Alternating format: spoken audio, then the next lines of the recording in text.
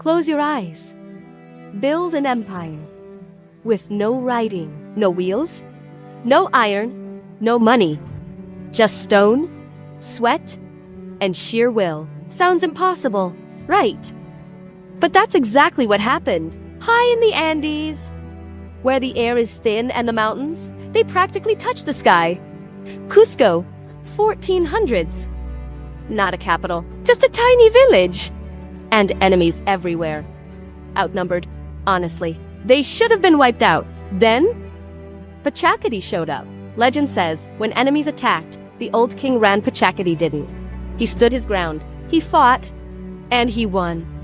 And from that one moment, everything changed. He didn't just conquer.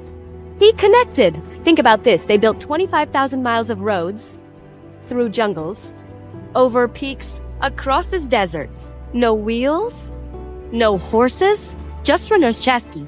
They'd sprint for miles, pass a message, collapse, and another runner would take off. They carved farms into vertical cliffs.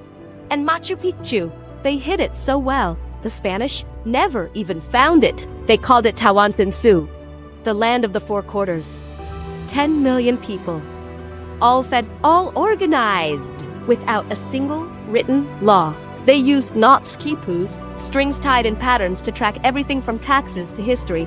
It felt invincible. But here's the thing about empires built on one strong voice. What happens when that voice goes silent? The world changes. A sickness arrives first. Smallpox. It swept through the mountains before the Spanish even drew a sword. It killed the emperor. Then, his heir chaos. Two brothers, Huáscar and Atahualpa, turned on each other. Civil war. Blood spilled across the Andes. The empire was bleeding out from the inside. And then, Francisco Pizarro walks in. 168 men. That's it. A handful of adventurers. Some guns, some horses, animals the Inca had never seen. Atahualpa, the new emperor, meets them in Pac. He brings thousands of men, unarmed. A show of trust. A Spanish priest steps forward, hands him a Bible, says it's the word of God. Atahualpa looks at it, turns it over, holds it to his ear, hears nothing, and rejects it. That was the signal.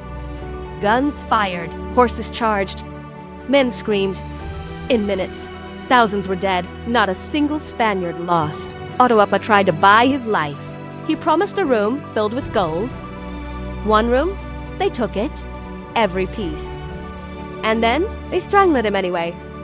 And just like that, the sun went dark.